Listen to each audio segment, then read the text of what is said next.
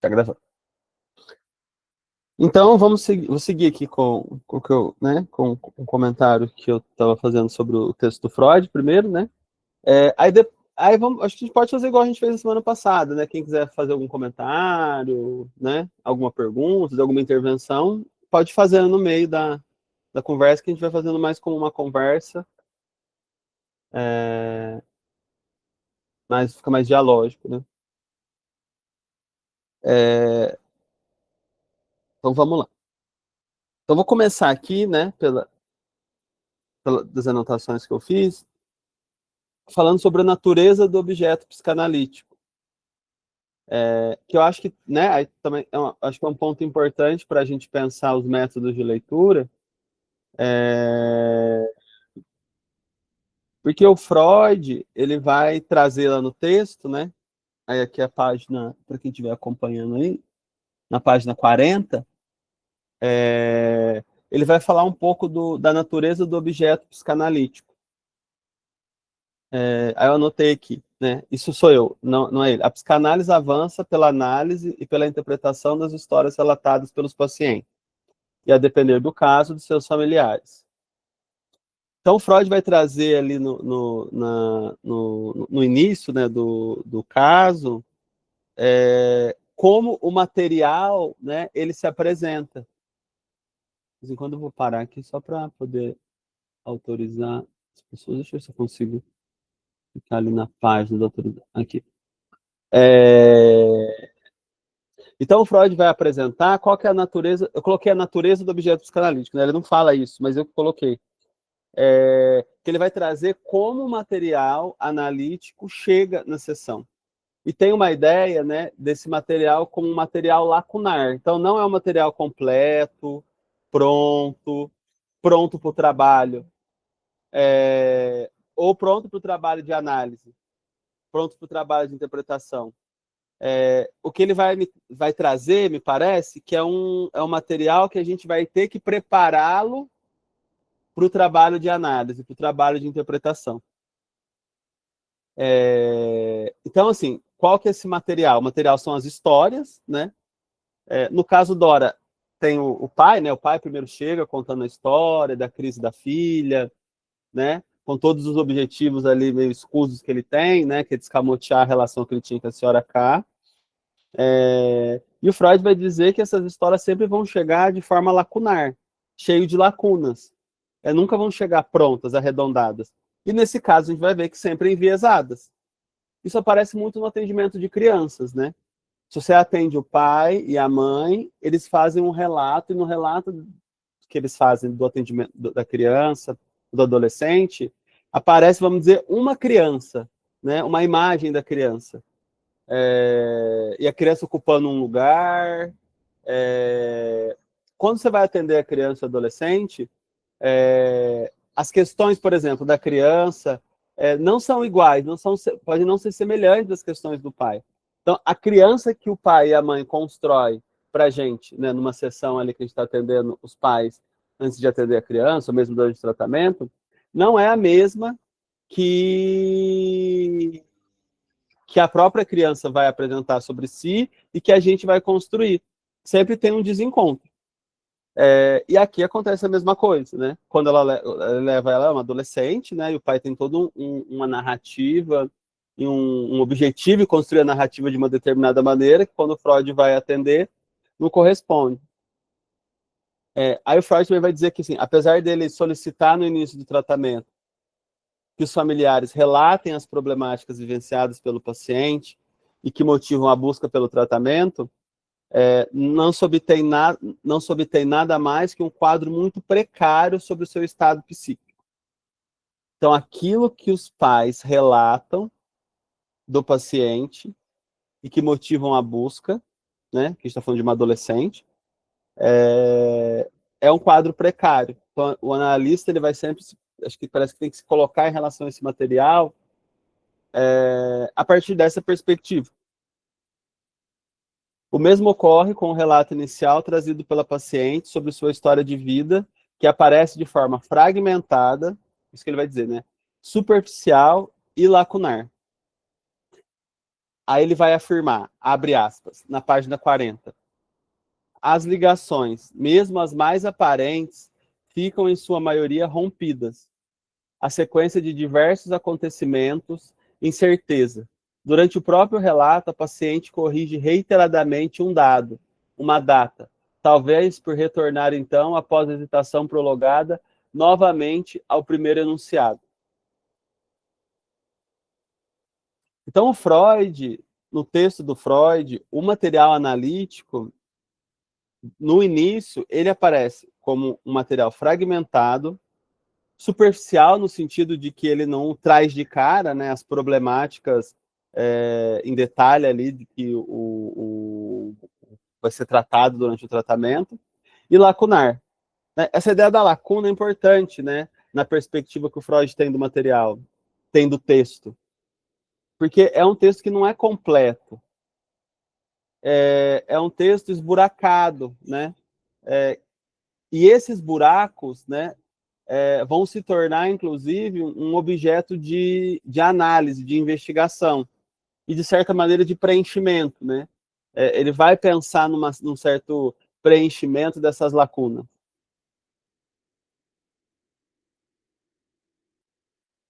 Aí uma das, né? Aí fecha aspas, né? Aí para o Freud, uma das metas do trabalho analítico é recuperar ou reconstruir as ligações entre as diversas partes do relato e, na medida do possível, preencher as lacunas de memória identificadas. Então, um dos objetivos do trabalho analítico, ou seja, do trabalho de análise e de interpretação do texto, é recuperar as ligações, né? Já que chega fragmentado, então você teria que pegar esses fragmentos e tentar encontrar quais conexões um fragmento tem com o outro. Isso seria uma parte do trabalho, né? Seria recuperar ou construir as ligações. Que eu acho que são, né, é que no Freud parece que tem um tom mais de recuperação, né? Como se as ligações, o que une, né, o que faz elo ali entre o material estaria recalcado. E aí o analista teria o trabalho de suspender esse recalque de alguma maneira, a partir das intervenções, para fazer essa recuperação. Mas também dá para a gente pensar que na análise a gente faz uma construção, né? A gente faz ali junto com o paciente, naquele momento, uma construção dos elementos do discurso que aparecem no primeiro momento como se eles não tivessem conexão, como se eles não tivessem uma ligação. Então, isso seria um trabalho, isso seria uma meta ali do trabalho da análise, do trabalho contexto.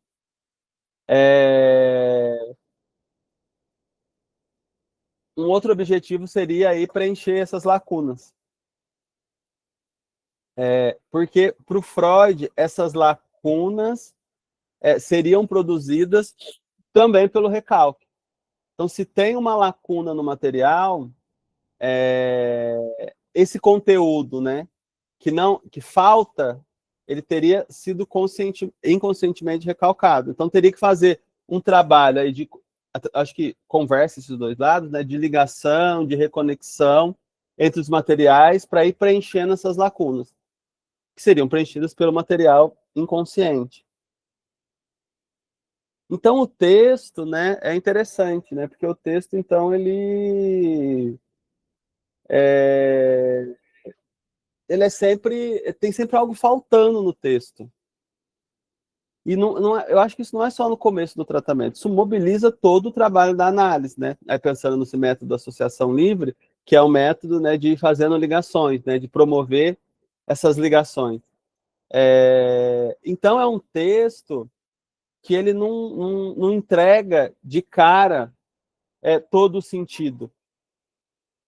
A depender do recorte que você vai fazendo, do que o paciente está trazendo e das ligações que você vai construindo, sentidos vão emergindo. Então, assim, para o caso Dora, tem um valor significativo. Pode considerar as histórias contadas pela família como superficiais e lacunares, pois aí ele não toma como verdade o que o pai da paciente relata.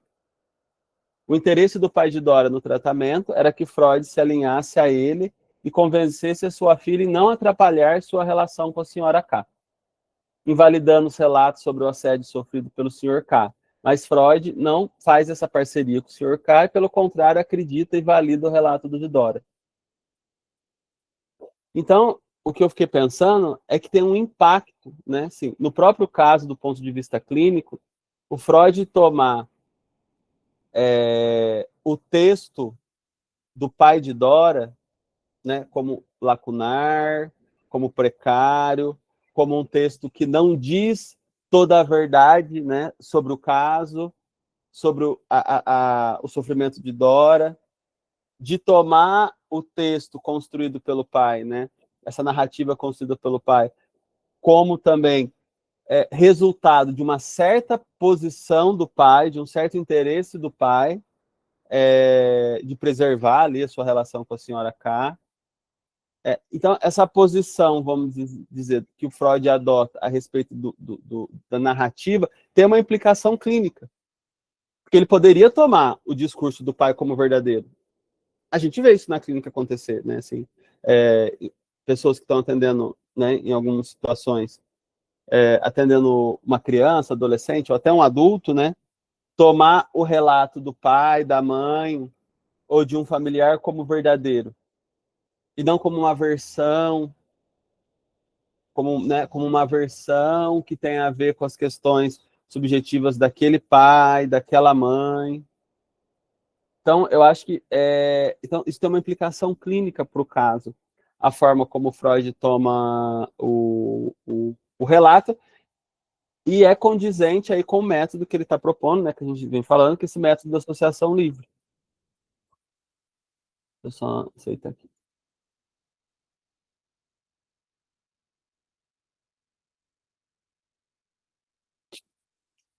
Então tem a natureza desse objeto, né, psicanalítico, que seriam essas histórias, né, as histórias contadas pelo pai, as histórias contadas pela paciente, que vão se tornar histórias clínicas, né?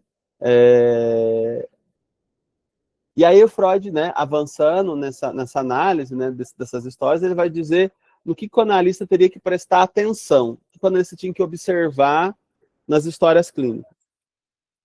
Aí está na página 42, abre aspas. Ele fala assim: devemos prestar atenção em nossas histórias clínicas não apenas às circunstâncias puramente humanas e sociais dos doentes, como também aos dados somáticos e aos sintomas da doença. Acima de tudo, nosso interesse voltar-se-á às relações familiares dos doentes. Mais precisamente, como será mostrado, também devido a outros vínculos e não apenas considerando a hereditariedade a ser investigada. Então, tais recomendações, fecha aspas, né? Então, tais recomendações se articulam a maneira como Freud lê e interpreta o material trazido por Dora à sessão, considerando a posição de todos os personagens envolvidos na trama familiar e social da paciente, que tem um papel na formação da doença histérica. Apesar da ênfase na forma como Dora estabelece seus laços, não será ignorado o papel do pai, da senhora K, do senhor K, na estruturação da trama produtora dos sintomas. Isso mostra que Freud, né, não individualizava as problemáticas neuróticas e que considerava sua solução sem deixar de fora o entendimento da dimensão relacional do paciente. Eu acho esse ponto interessante, né, quando ele diz no que a gente... Ele, de alguma maneira, então, assim, ele direciona a que parte da nossa escuta ou da nossa leitura, ou a parte, né, que a leitura e a escuta dele estão direcionadas nesse material trazido pelo pai ou pela Dora, né, pelos familiares e pela Dora. Eu acho interessante, né, que ele diz, então tem, né, que prestar atenção nas circunstâncias humanas e sociais dos doentes e também nos dados somáticos, nos sintomas da doença. Mas quando ele fala, acima de tudo, tem que se voltar para as relações familiares dos doentes e a outros vínculos fora das relações familiares. Eu acho interessante porque vai me parecendo que o Freud entende que esse material com o qual o analista trabalha né, que é um material produzido não só pelo paciente ou pela paciente. Me parece que ele vai pensando nesse material, ele tem a participação de uma, né, como produtor ali, ou como personagens importantes, do entorno, né? Vamos assim, das pessoas que estão em relação com Dora. Então, eu acho que tira a ideia de que, vamos dizer assim, uma análise e uma interpretação do texto seria realizada apenas pela análise,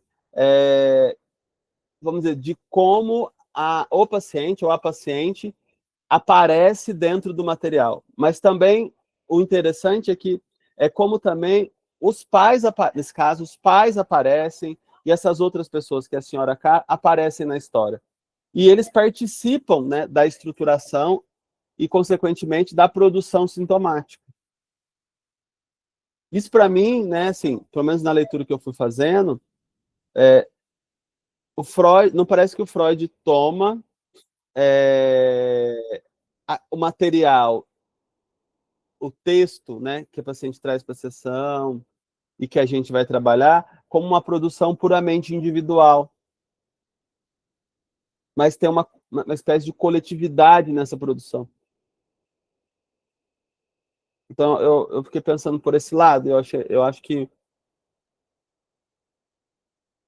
é uma forma interessante de pensar o trabalho, né? Pensando aqui os métodos de interpretação de textos, né? O método de leitura de texto, como ele se posicionava em relação ao caso. Porque tudo isso, né, assim, a gente pode considerar como pressupostos de leitura. Então, ele trabalha com um pressuposto de leitura que os sintomas produzidos, né, o sofrimento que a paciente vivencia, não é uma produção que se dá é o pressuposto, na relação com os familiares e outros vínculos. Então, será preciso destacar no texto quem são esses vínculos, como se dão essas relações, que tipo de efeito tem, ou que tipo de participação tem na produção do sofrimento. É um tipo de pressuposto de leitura. Sem esse pressuposto, a gente poderia localizar que é só um dado somático, é uma doença somática, ou é a forma como a paciente interpretou, como a paciente leu a situação, de forma mais individualista, né? Individualizada. Mas não me parece que é isso que o Freud está propondo.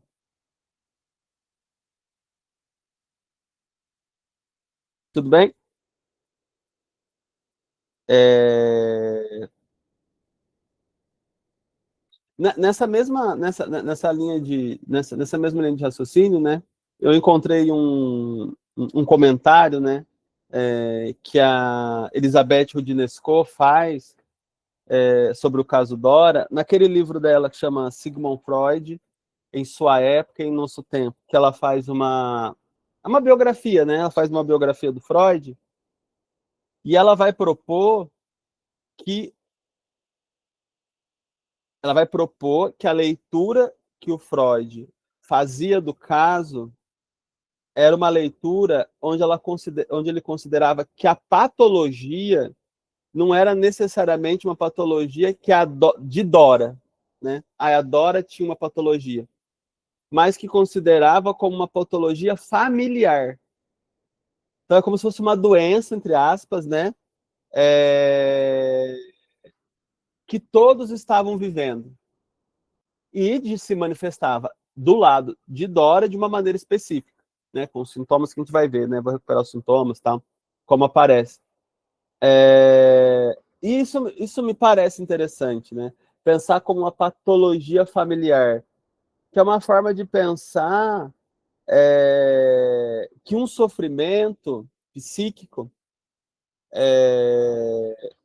não é algo individual, não é de uma pessoa, mas ele se dá numa série de relações. Pode ser relações familiares, de amizade, amorosas, onde cada um tem um papel, tem uma função, e vai se manifestar essa patologia do lado de cada um de uma maneira diferente.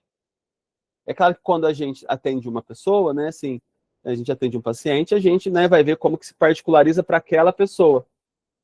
Mas faz muito sentido pensar, né? Aí é pensar aí seria um outro pressuposto de leitura, né? Pensar os casos, ler o material, né, por exemplo, que o paciente traz da sessão, a partir de uma lógica de que aquilo que ele está vivenciando é uma patologia que se dá nas relações. Pode ser uma relação de trabalho. Eu estava atendendo uma pessoa e ela fala disso, né? Assim, dessa... né, assim, várias pessoas trazem isso, né? Assim, essa ideia da síndrome do burnout tem a ver com isso que eu vou dizer, assim.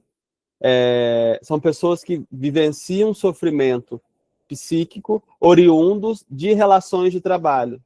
Então, assim, a relação com o trabalho, que tem a ver com, né, como ela se coloca ali, mas também tem a ver com o lugar que ela é situada no trabalho. Então, como se dá essa relação, aquilo produz sintomas, aquilo produz um sofrimento.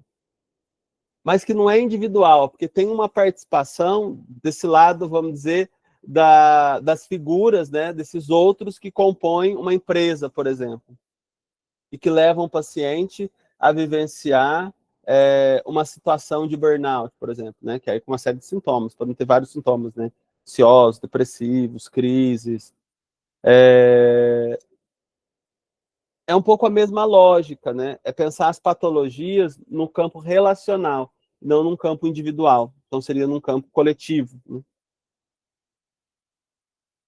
E nesse caso, né, acho que faz sentido pensar por aí, né? Porque é uma menina, uma adolescente, que é colocada pelo pai numa situação, né, com uma moeda de troca na relação com o homem, que é casado com a amante dele, para que ele, né, permita que ele fique com a amante.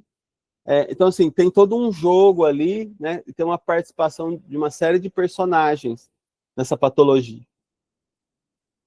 A Rodinesco fala, na página 101, né, abre aspas, vítima de um quarteto de adultos cínicos, um dos quais tentara molestá-la quando ela tinha 13 anos, Ida Bauer, que é a Dora, foi obrigada pelo pai a ser tratada por Freud. Fecha aspas. Como veremos, o próprio Freud buscou a compreensão da problemática experienciada por Ida, desvendando a participação de cada personagem na trama. E aí, por partir, então, desse pressuposto, né, de que é preciso, acima de tudo, o nosso interesse se voltar para as relações familiares e outros vínculos, nessa lógica da patologia familiar, que o método de leitura do texto vai enfatizar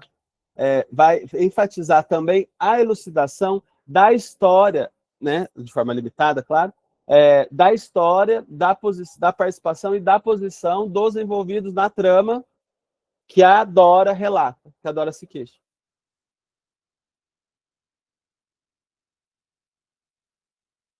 Espera aí que alguém comentou. A Kelly. Quer comentar, Kelly? Não, é que é que acho que minha internet está um pouco ruim, mas não sei, está me ouvindo bem? Sim. Não, é que você falou da patologia, dessa questão da estrutura familiar, né, de como todos são afetados aí nessa relação. Eu lembrei do que Lacan disse nos outros escritos, né, sobre o sintoma da criança respondeu o que existe de sintomático na estrutura familiar, embora não é uma patologia, mas tem essa questão do sintoma, né? Então, assim, tem algo que é da criança e tem algo da estrutura familiar, né? Sim. Então, parece que conversam, né? Conversam entre si o sintoma, né? Familiar, aquilo também que a criança vai responder, aquilo que há de sintomático também dos pais. E aí eu me lembrei disso, né? O Lacan fala mais de uma oportunidade disso, né? No Função e Campo, ele vai falar essa ideia do inconsciente como discurso do outro, mas ele vai falar também, ele tem um termo que ele usa, nossa, eu não vou lembrar, mas ele vai dizer que o discurso, né, que as problemáticas que o paciente traz para a sessão é como se elas fossem transversais, né? Assim, não é dele, é da história familiar. Individual, Gabriel. Oi? Transindividual é o termo? Transindividual. Ele fala que é transindividual, né? Isso. Ele fala transindividual e tem um outro termo. Mas é isso, é transindividual. Não é da pessoa, do paciente. Ela tá, é algo que está na relação, na interlocução, né? Assim, na interconexão. Por isso, né, tanto a investigação dentro de uma análise da posição, né, que o sujeito assume, vamos dizer, frente ao outro, é tão importante quanto investigar qual é a posição que o outro assume. E o que se dá naquela relação. É claro que tem outras leituras aí que se faz do Freud, né? Assim, um Freud mais individualista. Não sei. Pode ser que nesse texto ele esteja menos individualista, em outros textos ele pense de uma forma mais individualista. Mas nesse caso aqui, me parece que, pelo menos na abordagem do material, me parece que ele pensa de um ponto de vista relacional.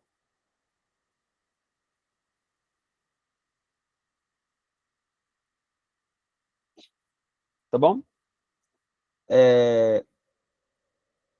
E aí, agora eu gostaria, assim, pensando nisso, né, então, assim, como é importante, né, assim, essa dimensão da patologia familiar e da posição dos vários personagens, aí eu gostaria de retomar com vocês aqui o que o Freud traz sobre o pai de Dora, sobre a mãe, sobre o irmão, sobre a própria Dora, para a gente ir entendendo, vamos dizer, essa trama familiar, para aí a gente entrar na análise que ele vai fazendo do caso, né, como ele vai fazendo essa análise.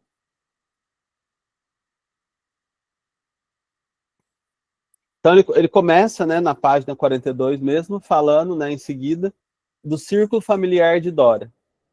Aí ele começa falando do pai de Dora. Aí ele vai dizer que o pai de Dora aparece como um indivíduo dominante, que fornece a estrutura para a história da infância e da doença da paciente. Ele vai contar que a filha tinha uma relação ao mesmo tempo afetuosa com o pai e crítica em relação às suas ações. Quando Dora tinha 6 anos, seu pai ficou doente por tuberculose. Quando tinha 10 anos, seu pai teve um descolamento de retina. Aos 12 anos, ele teve um surto de confusão mental, acompanhada de manifestações de paralisia e de leves perturbações psíquicas. Nesse momento, Freud recebe o pai de Dora num tratamento, né? E aí o Freud avalia que, né, trata ele por sífilis. Aí depois de 6 anos, o Freud vai receber a paciente, né, que o pai traz. Mas então, o Freud coloca que o discurso do pai, né, ele estrutura a história da infância e da doença da paciente. Ele vai contando, no caso, que a relação que Dora tinha com o pai era uma relação muito próxima, muito afetuosa. E nesses momentos que o pai fica doente, tipo por tuberculose, por deslocamento de retina, né? Em muitos momentos a Dora ficava nesse lugar de uma cuidadorazinha, né? Assim, ficava tentando cuidar do pai, ajudando ele. Então eles tinham uma relação muito próxima. Então ela tinha isso diz do lugar que ela tinha para o pai, né? E o lugar que o pai tinha para ela, que o Freud também vai trazendo mais elementos aí para frente. Já a mãe de Dora já tinha uma outra relação com Dora, né? A relação das duas já era diferente. Ele vai construir ali, no caso, que uma imagem da mãe da Dora, né? Como uma mulher de pouca instrução, distanciada do marido, que se dedicou a sua atenção à gestão doméstica. Ele até faz uma certa, né, um diagnóstico selvagem ali, dizendo que ela tinha psicose da dona de casa. O Freud, então, vai descrevê-la como uma mulher com compulsão pela ordem, pela limpeza da casa. Vai dizer que a relação entre Dora e sua mãe era distante e inamistosa, diferente da relação que ela tinha com o pai, que era muito próxima. Ele vai dizer, na página 45, né, abre aspas, que a filha ignorava a mãe, criticava durante e criticava e escapava a sua influência. Então era uma relação distanciada. A mãe nunca se interessou pela filha, que era amparada por uma governanta que lia livros sobre sexo e informava a Dora. Então, essa governanta também tem um papel importante ali, né? Como uma cuidadora da Dora, né? Como uma referência ali, e que introduziu Dora nesse campo do sexo. Freud vai contar que a governanta também tinha um interesse amoroso pelo pai de Dora e que tentava abrir os olhos de Dora para a relação extraconjugal com a senhora K. Freud vai contar que essa governanta tentava mostrar, era apaixonada, segundo ele, né? Era apaixonada pelo pai de Dora e ela ficava tentando mostrar para Dora que o pai tinha uma relação com a senhora K. Só que a Dora rejeitava naquele momento, segundo Freud, essa informação. Ela tentava negar, né? Assim, tentava não assumir isso como uma informação verdadeira, que isso é importante para o caso, né? Vai ser só depois da cena do lago, vai ser só lá na frente que toda essa história do abuso que o Sr. K cometia com ela e a história do caso, né, da amante, que vai aparecer. Até então, Dora não vai, isso não vai ser revelado, não vai ser denunciado, vai ser só nesse momento. E aí, em certo momento, Dora vai se desentender com essa governanta, porque, segundo Freud, ela vai entender que, na verdade, a governanta tinha um interesse, amoroso pelo pai, né? E aí vai se desentender com ela. A Dora tinha um irmão, que era, mas também que não aparece na história como, né, alguém significativo, porque nem a mãe aparece como alguém significativo, nem a tia, também ele fala de uma tia, nem o irmão, que o irmão ele era mais velho, mas também tinha uma relação mais distanciada. O Freud vai dizer que ele tentava não se envolver nos problemas familiares. E se ele se envolvia, ele ficava do lado da mãe. E tinha também uma diferença ali, que a Dora criticava o adultério do pai. Já o irmão defendia. Dizia, mas nossos pais são distantes mesmo, eles não têm uma relação, então por que não ele ter uma relação com uma outra mulher?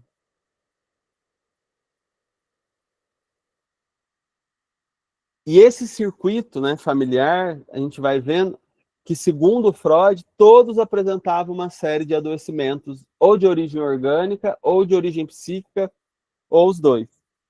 Então ele vai contar de uma história de um pai sempre adoecido, né? Aí tem tuberculose, deslocamento de retina, sífilis, que levou ele a ter essas confusões, paralisia, perturbações psíquicas. Impotente também, ele era um homem impotente. A mãe de Dora também, segundo ele, teria essa psicose da dona de casa, né? Assim, muito distanciada da filha, distanciada do marido, muito conectada com as tarefas de casa. Então, era uma família que apresentava aí um funcionamento, né? Relações que o Freud considerava patológico. E aí ele vai apresentar a Dora, né? Que é uma menina rica, né? Uma família rica, vienense.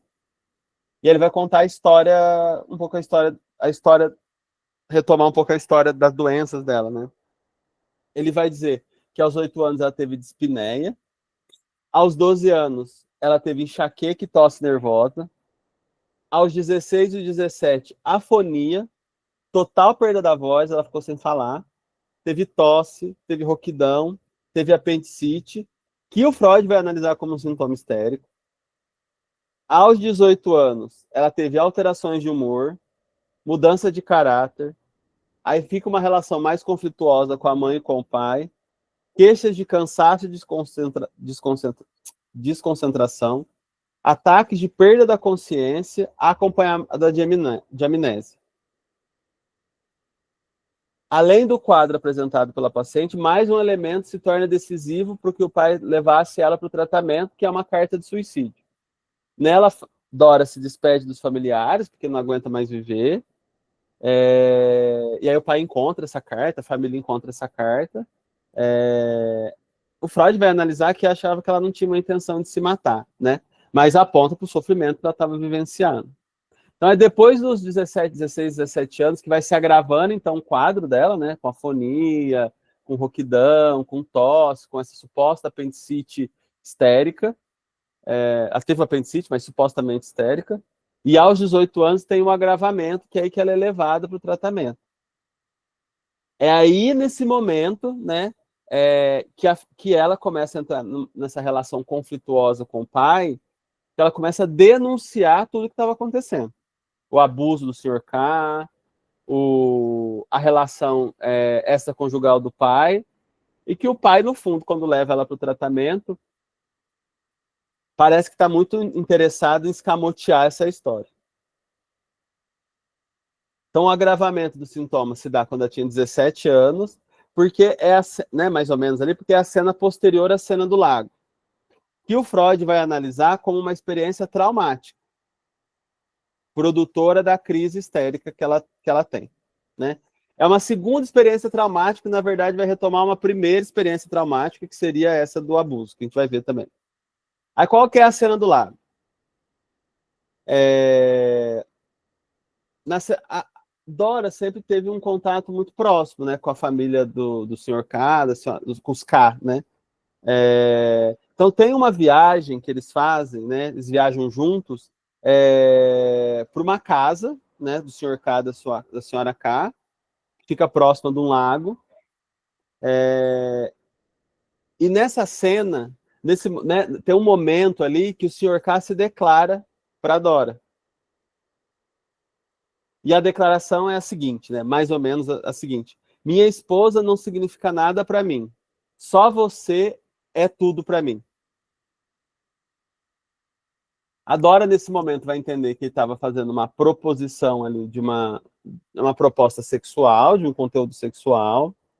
Ela vai se sentir ofendida, ultrajada.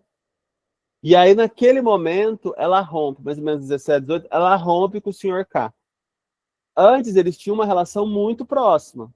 Dela ir visitar o Sr. K na loja, dela ficar com os filhos do Sr. K e da Sra. K, dela ter uma relação de confidência com a Sra. K, de passear, de ficar sozinha com o Sr. K e de passear com o Sr. K, mas nesse momento ela rompe com ele.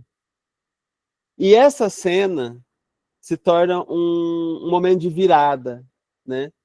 Que é, segundo Freud, o momento em que a crise psíquica, que leva a Dora a ter uma crise psíquica. Que aí são esses sintomas que eu relatei aqui anteriormente, né?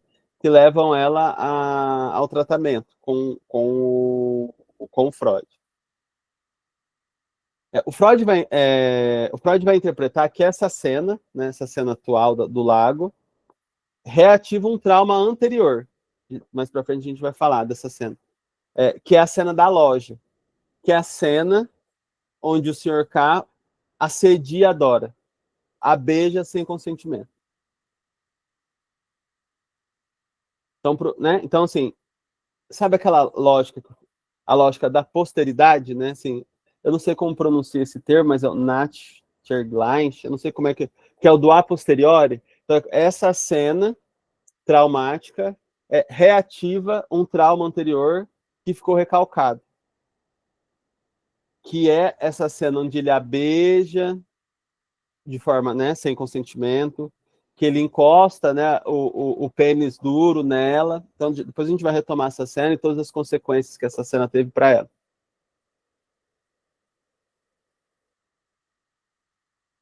E aí, né, aí como que os adultos vão tratar essa cena?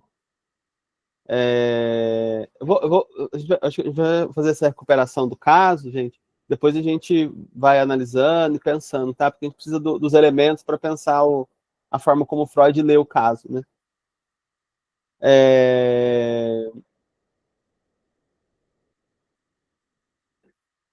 Então, a partir desse momento, ela começa a ter esses sintomas e ela começa a denunciar, né? Olha, o Sr. K me assediou, o Sr. K dava em cima de mim, o Sr. K, né, ficava me perseguindo aí, né? Querendo ter algo comigo. Denuncia também meu pai, tá traindo a minha mãe, tá ficando com a Sra. K. E os adultos, como que é a abordagem que os adultos vão fazer? Os adultos vão tratá-la como maluca, né? Vão falar que ela está inventando coisa. Nesse primeiro momento que o pai de Dora fala com o Freud, ele fala que conta a história, né? Que durante um passeio, o pai de Dora relata que a Dora tinha contado para ele que durante esse passeio o Sr. K tinha feito uma proposta amorosa. Só que o relato que o senhor K sustenta, que o pai, eles se unem, né? Que o senhor K sustenta, que o pai sustenta e que a senhora K sustenta, é de que ela está inventando, de que é tudo mentira. O senhor K diz, não, eu nunca fiz proposta amorosa. O pai também, né? Assim, não, eu acredito no senhor K, lógico que ele não fez.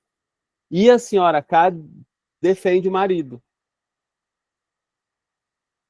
colocando a culpa na Dora. Não, a Dora só se interessa por temas sexuais. Eu já vi ela fazendo leituras, ela até cita um livro que a Dora estaria lendo. Eu já vi ela lendo um livro sobre o assunto.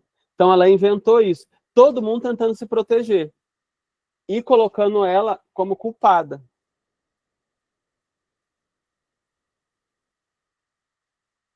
Eu acho que o Freud consegue fazer essa análise justamente porque ele parte do pressuposto que a produção do sintoma de Dora não é uma produção puramente individual. É uma produção que se dá na relação. Porque senão ele teria ignorado, né? Ele teria assumido como verdadeiros esses relatos e não teria considerado, né, quais eram os interesses ou a participação na trama, na cena dos envolvidos. A senhora K, por exemplo, né, era a própria senhora K que apresentava esses livros para Dora. A própria senhora K ficava confidenciando situações sexuais dela com o senhor K para Dora. Então ela também tira o corpo fora. Claro, ela está tentando se proteger.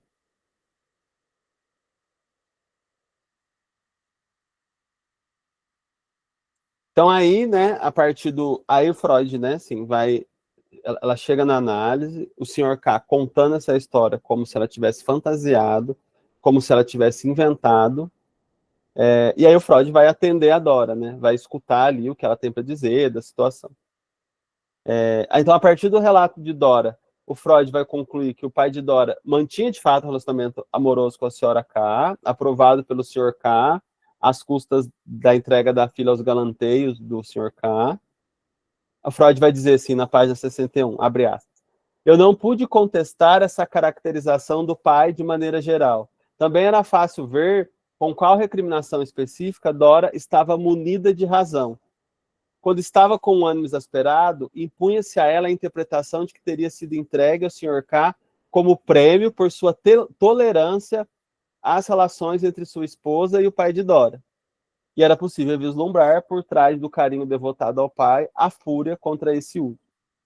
Ao contrário do pai da Sra. K, que não acredita no relato de Dora de que o Sr. K está assediando, Freud toma a palavra de sua paciente como verdadeira.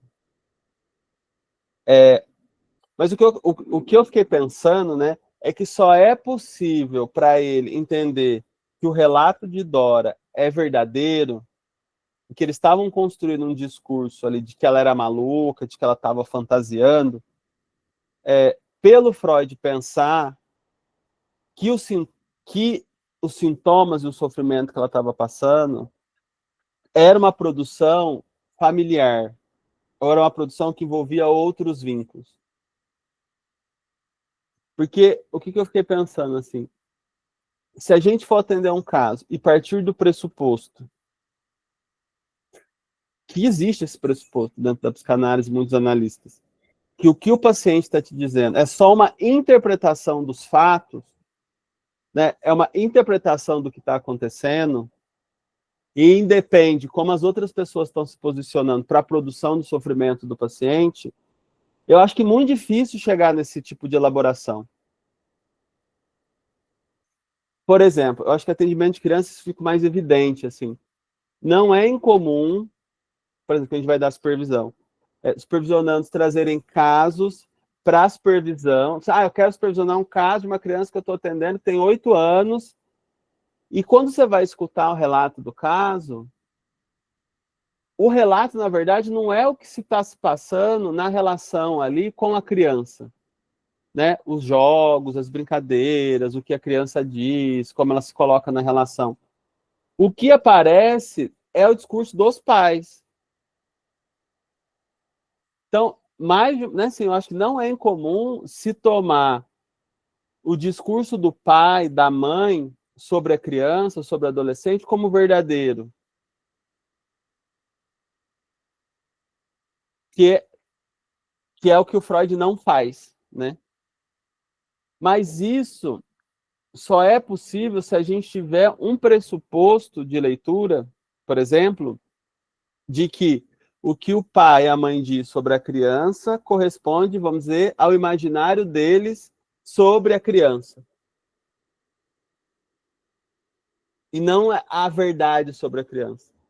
Eu acho que é necessário, né? É um pouco às vezes complexo pensar isso, mas é necessário ter os pressupostos que a gente adota para ler um caso, para ler um texto, definem a nossa interpretação. Então, se a gente não operar, por exemplo, a partir desse pressuposto, fica difícil fazer essa separação.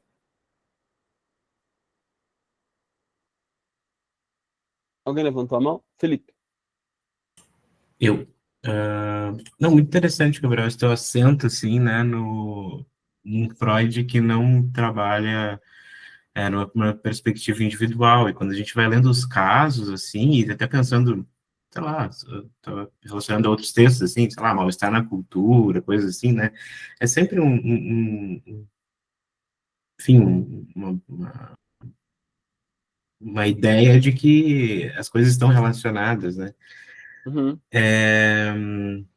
E nos relatos dos casos também, óbvio, né, história, muito interessante esse teu acento, só que eu fiquei pensando, assim, na leitura que eu fiz, assim, recentemente, dos Fundamentos da Clínica, aquele outro livro, né, e que ele talvez não dê muito esse acento, assim, não sei se ele traz muito, assim, pelo menos nessa leitura que eu fiz, e daí, claro que entra no tema, né, será que eu não fiz uma leitura já enviesada, né, procurando um Freud individual, mas fiquei pensando nisso, né, se nas recomendações clínicas, assim, se no estabelecimento da técnica, que a Catarina falou no encontro passado, se ele não dá, talvez ele não dê esse acento, assim, pelo menos a primeira hipótese que eu tenho.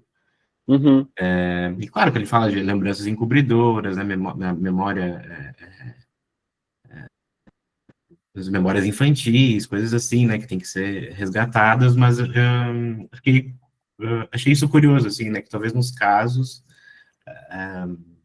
se encontre isso, né, mas não sei se nas recomendações a gente encontra pelo menos o acento, né, nisso, achei interessante. Pode ser um paradoxo, né, assim, dentro da obra, né? Porque, de fato, você falou do mal-estar, o mal-estar ele já tá justamente, mal-estar na civilização, ele está justamente articulando o mal-estar vivenciado pelo neurótico com o mal-estar produzido pela cultura, né? Aí tem uma articulação, né, entre algo que aparece no campo individual com o campo coletivo.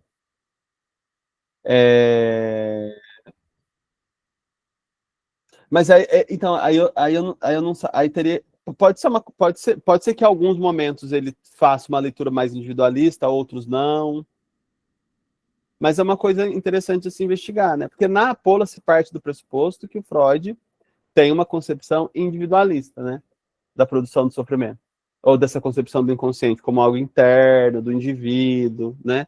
E não como algo um inconsciente como uma produção que se dá na relação com o outro. Seria um pouco essa lógica, né? O sofrimento se dá na relação com o outro, os sintomas, né? A própria interpretação que o paciente tem de si, dos seus sintomas, dos seus sofrimentos, se dá na relação com o outro. Não é algo, não é assim, eu tenho uma interpretação pessoal, individual, sobre o que o outro me diz, como se desse para separar, né? Assim, que isso é muito comum também aparecer no relatos, como se desse para separar, né? Não, a interpretação é uma construção dentro de uma relação. Então, a interpretação que um paciente tem sobre a própria relação, sobre o outro, sobre si, sobre o seu sofrimento, tem uma participação do outro nessa produção. Essa separação que eu acho que se tenta fazer, às vezes, eu acho que é mais didática do que, né? E não sei se é tão operativa na clínica para análise do caso. Eu acho que o Freud não faz essa separação. Ou faz em algum momento, né? Porque ele pensa também em algum momento qual que é a participação ali. Depois, quando a gente for ver o Lacan vai enfatizar muito essa ideia da participação que adora, né, do ponto de vista dessa posição de sujeito, tem na produção da trama. O Freud vai trazer um pouco isso. Mas isso não quer dizer que ela produz a trama sozinha, né? Tudo que ela está relatando é uma interpretação dela da trama. E até lembrando de outros casos, assim, acho que essa lógica do Freud permanece, né? O Homem dos Ratos também, todo mundo, né? Todo esse desenho, o Homem dos Lobos, acho que isso está bem presente, na verdade, né? Por isso que eu achei interessante, assim, esse acento na relação com o outro, né? Sim. E é isso, aí depende, né, assim, eu acho que isso vai dizendo dos pressupostos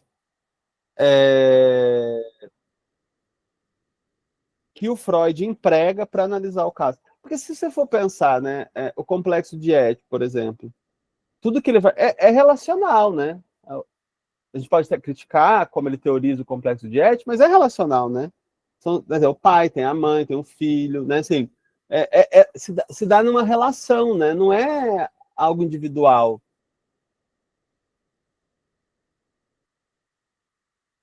Cristiane? Acho que até sobre isso, né, Gabriel, pensar quais são as demandas de análise que a gente tem, né? Se elas não advêm das questões relacionais, né? Eu acho que passa por essa demanda, né? Acho que quando o Felipe lembra dos casos também, eu fiquei pensando muito no caso Hans, né? Que tem todo um atravessamento do pai, né? Freud não foi o analista do Hans, e como é que isso se dá também numa clínica, né? Acho que tem um desdobramento também do efeito, né, na própria análise desse posicionamento do analista, né? Quando a gente recebe o caso e a gente desconsidera, muitas vezes, esse discurso parental, sobretudo quando se atende crianças, né? Até a lembrança, né, da Kelly, né, que fala da criança como sintoma do casal parental, né? Diz respeito a isso também. O que essa criança está sintomatizando ali e que muitas vezes não aparece no discurso dos pais, mas vai aparecer no brincar ou no relato da criança, né? Sim. Enfim. Mas só mais uma coisa que eu fiquei pensando, Gabriel, ainda sobre a sua fala, essa coisa de um Freud que apresenta nas entrelinhas, me parece, a importância da genealogia e desconsidera totalmente a genética, embora ele fale de uma coisa hereditária ali, né? Essa é uma questão, assim, de um Freud que não nomeia dessa maneira, mas apresenta um pouco dessa maneira. Será que é por aí mesmo? O que vocês acham? Então, quando você fala genealogia, assim, você está pensando no quê? Eu estou pensando numa questão de uma historicização mesmo familiar, né? Então, daquilo que a gente vai recolhendo, né, dessas relações familiares e que não tem nada a ver com genética, né? E que reaparece isso nas outras relações dos outros grupos que se estabelece, né? Quer seja lá no trabalho, então você falou do burnout, eu já pensei numa sociedade neoliberal que está produzindo o burnout. Né? Mas aí eu acho que eu já dei um salto, desculpa aí, estou voltando. Não, eu acho que a história, nesse caso, tem um papel central, né? E vai ter momentos que o Freud vai explicar, né? Vai tentar interpretar esse sofrimento de Dora, né? Só um comentário, assim, não quer dizer que precisa concordar com a interpretação dele, né? Assim, não quer dizer que ele está correto, mas só para a gente pensar como ele interpreta. Vai ter momentos que ele vai articular a relação que o pai tinha com Dora quando ela era criança, por exemplo, e como isso vai se mudando e os efeitos que isso tem sobre ela. Né? Nesse sentido, a história parece importante. Mas ele não busca, por exemplo, né, a história desse pai, quem que esse, né, assim, quem que esse pai na relação com o pai dele, com a mãe dele. Essa outra dimensão não aparece, né? Mas eu acho que a história, né, tanto que é uma história clínica, né, eu acho que essa dimensão de se construir uma história para o Freud é importante.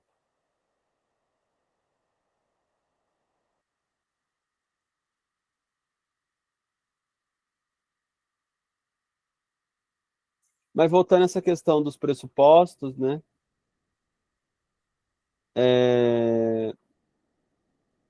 por que eu estou enfatizando isso? Porque, pensando nesse campo dos métodos de leitura, os pressupostos que a gente adota para ler um texto ou para abordar o material do paciente, né, por exemplo, se a gente entende que o sofrimento que o paciente está vivenciando, por exemplo, na situação de burnout, né? Que o paciente está sofrendo, está tendo um grande sofrimento psíquico na relação com o trabalho. Isso poderia ser na relação com o trabalho, na relação com o familiar, numa relação amorosa, né? Assim, um sofrimento que se dá num tipo de relação com um outro. Daria para se pensar num pressuposto? Não.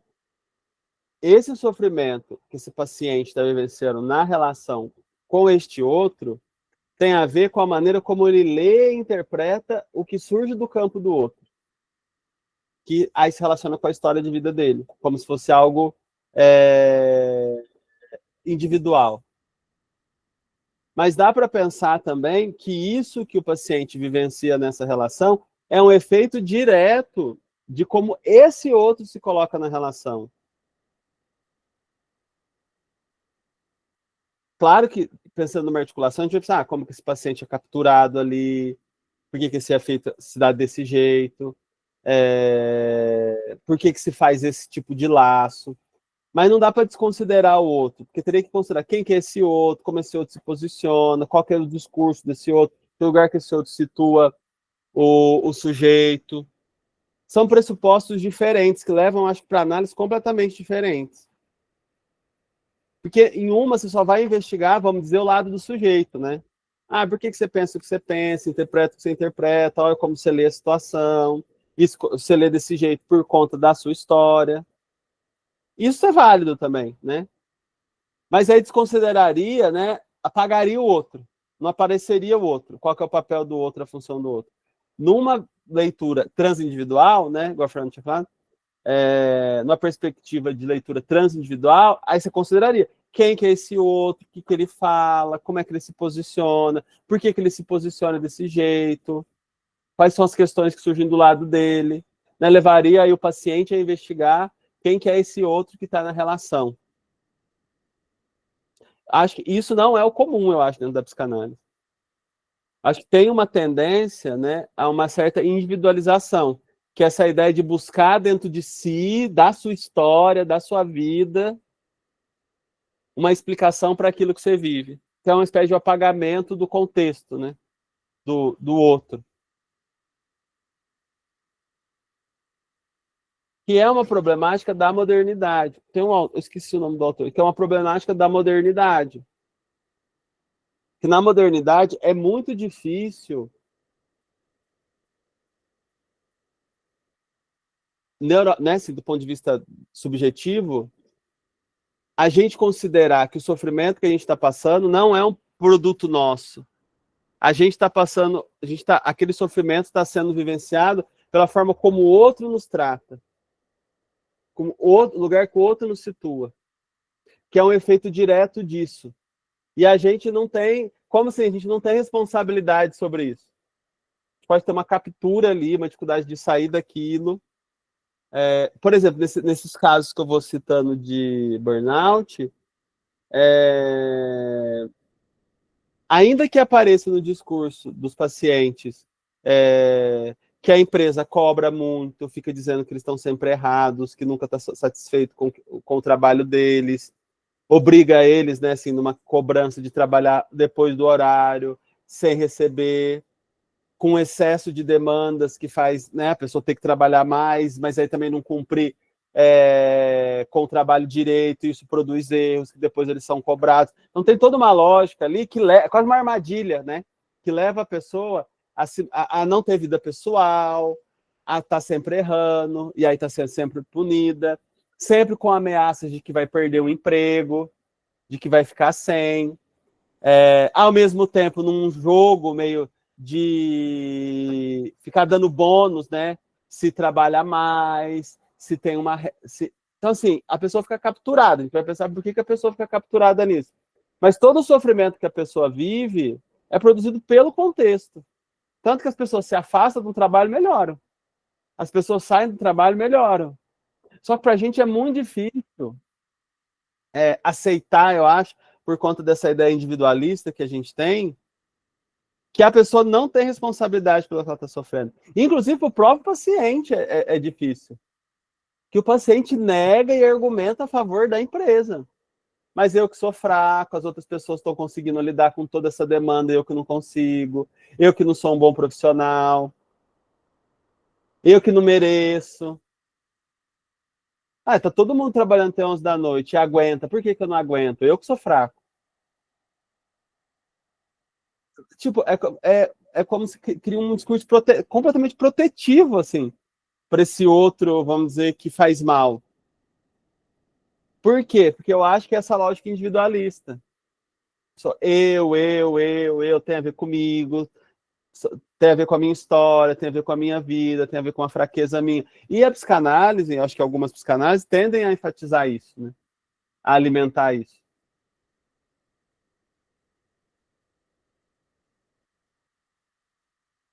Mas aí tudo isso depende do pressuposto, né? Tudo isso depende do pressuposto que a gente está usando para ler. Fala, Aline. Não, é só que eu fiquei pensando e tem a ver com isso, com os pressupostos, né? Eu acho que os pressupostos, tanto da ciência quanto da modernidade, bem genericamente, assim, né, como você está falando, e do individualismo, eles se espraiam para esse tipo de dinâmica que não só captura o indivíduo, responsabiliza o indivíduo, né? E aí, na medicina, isso é contundente, assim, se o sujeito está com hipertensão, a responsabilidade é dele. Não tem, assim, a mulher que, né, a senhora de 60 anos, que tem que cuidar de uma casa, trabalhar, tem um marido bêbado e não sei o que, a responsabilidade da pressão alta dela é dela. É ela que vai ter que tirar o sal, o óleo, vai ter que cozinhar separado, além de ter que cozinhar para todo mundo, vai ter que fazer a comida dela separada. Então, de fato, e é um sintoma, aí não é familiar, né? Às vezes pode ser familiar também, mas é social, né? Uma patologia que é esse individualismo moderno, assim, que responsabiliza o sujeito. Quando é a empresa que é bizarra, quando é a família que não... Enfim, é só porque eu fiquei pensando nisso, que não é só uma captura, né? É responsabilizar o indivíduo, e aí, de fato, na análise, isso é um risco, né? Você responsabilizar o indivíduo. Aí acho que a análise não anda. Acho que aí cronifica, né? Assim. Cronifica, Enfim, era só um... porque é responsabilizar o indivíduo por uma problemática, né? Pode ser um sintoma, um sofrimento, um mal-estar, que na verdade é coletivo. Do qual ele participa, evidentemente, mas que a origem não necessariamente está só com ele, né? Então, tá na relação, né? E eu fiquei pensando nisso depois de assistir o documentário que você passou há 15 dias, da histeria, né? A pequena... Hysterical Girl. Hysterical Girl. Porque, de fato, se o caso da Dora fosse hoje, seria outra leitura, né? Pensando assim, no caso da história, enquanto talvez não fosse nem uma história clínica, talvez fosse uma história de delegacia, talvez fosse uma história de juizado, né? Então, e isso fala das relações, inclusive para além da família, né, das relações sociais, assim, de como que num contexto cultural, social, histórico, se lê determinadas relações, realmente, né, essa coisa do assédio. Enfim, o Freud nem usa a palavra assédio, se eu não estou enganada, né? Não, nem assédio, nem abuso. E hoje talvez fosse, também dependendo do contexto, enfim, mas como o social e o familiar aí participam, né? na leitura. Eles são chaves de leitura também. São. Então, mas é interessante, porque no documentário ela vai mobilizar outros pressupostos de leitura, né? Para ler o caso. Diferente do que o Freud mobilizou. Porque essa denúncia, vamos dizer, de que o Freud... Tem uma denúncia, né? Assim, denúncia no sentido de outras autoras, né? Que leram esse caso, de que o Freud não leu como um assédio. Isso já é uma leitura antiga, né? Não é atual. Mas o Freud não mobiliza esses pressupostos, né? Que aí tem uma dimensão política, tem uma dimensão de gênero, tem uma dimensão social.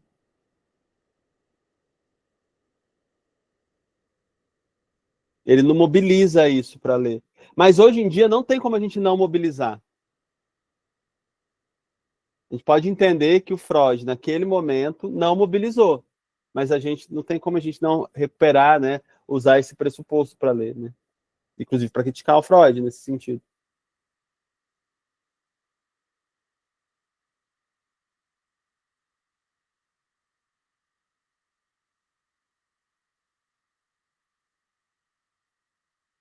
Mas só de novo, essa questão dos pressupostos, eu acho que ela é central, assim, desse tema que a gente está estudando, que são os métodos de leitura.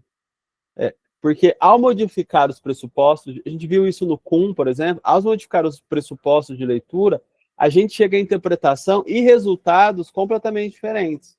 E quando a gente articula isso com a clínica, se torna muito interessante, porque mostra o quanto o analista tem um papel ativo, né, decisivo, né, não só na construção do caso, né, como nos efeitos que essa análise vai ter sobre o paciente ou a paciente. Então não tem neutralidade. Também é uma ideia que se rompe com essa ideia, né, pensando nos métodos de leitura. Não há neutralidade do lado do analista. Ele, nesse caso, sim, ele é sempre responsável, vamos dizer, ou pelo menos corresponsável pelos efeitos que aquela análise vai produzir. Por isso que ele tem que ter claro, né, quais são os pressupostos que ele está trabalhando.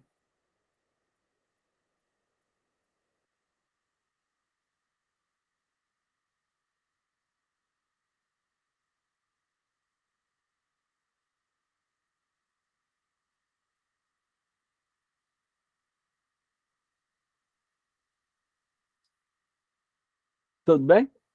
Mais algum comentário?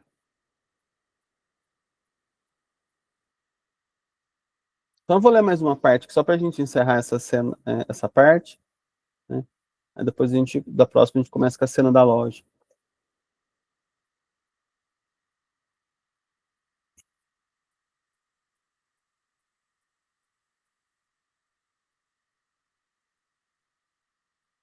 E é interessante que depois o Lacan vai mobilizar outro universo teórico para analisar o caso, né? Dessas mudanças, das inversões dialéticas. Então, para o Freud, né, havia um contrato ali não verbalizado entre o pai de Dora e o Sr. K, no qual acordava que o Sr. K poderia manter suas investidas amorosas em sua filha, desde que não perturbasse sua relação com a Sra. K. Assim, tratar as queixas de Dora como fantasia ou mentira era uma estratégia que beneficiava os envolvidos. Você vê, ele vai investigando, né? Ele vai investigando a trama do lado do outro. O que eles queriam com isso? Por que eles tomaram como uma fantasia? Por que eles colocaram dessa maneira?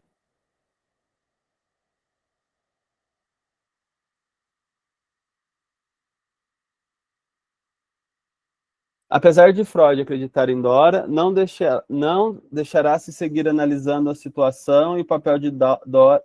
Não deixará de seguir analisando a situação e o papel de Dora nessa trama. Ele não vai colocar a Dora apenas como uma vítima, mas buscará entender qual a sua participação na dinâmica que envolve esses 4 personagens. Então ele vai tentar entender a participação dela ali. Aí o Freud vai dizer na página 63.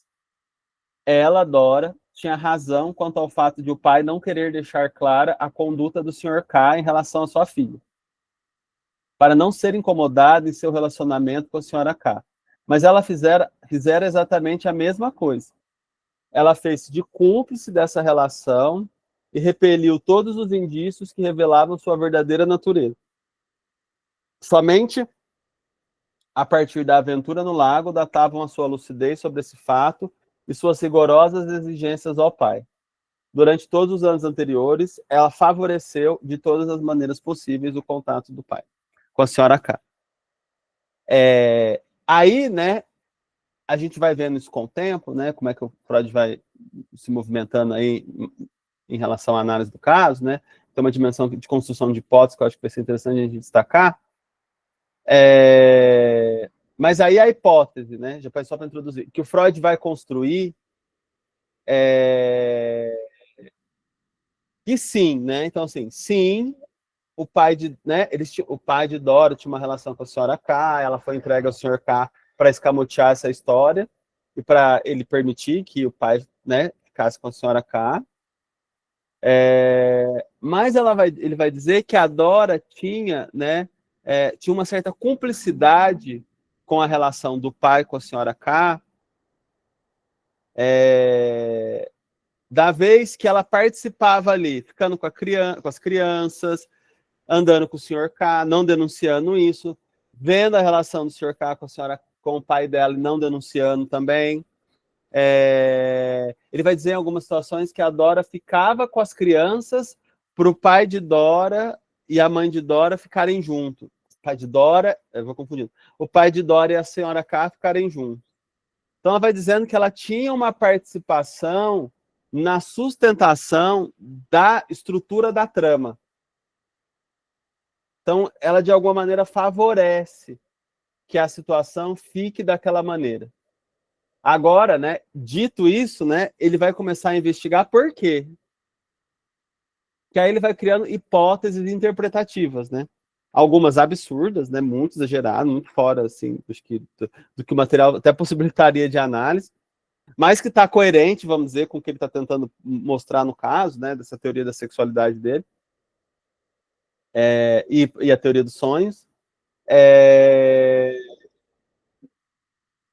Mas ele vai criando hipóteses, então, interpretativas para explicar por que só agora Dora, né, vamos dizer, leva a sério isso e começa a denunciar, e por que isso afeta ela nesse momento de tal maneira, como não estava afetando ela antes, né, agora produz uma crise, antes não estava produzindo.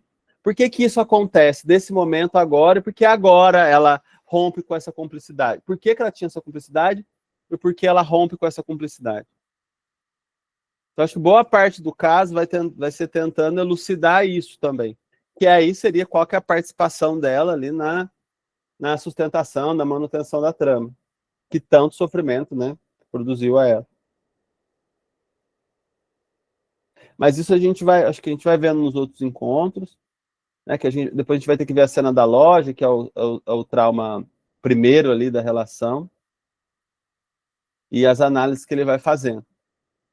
Né, né, que ele vai mobilizar alguns conceitos, para ver esses conceitos também, para interpretar o caso. Mas eu pensei para hoje isso, assim, alguém gostaria de comentar mais alguma coisa?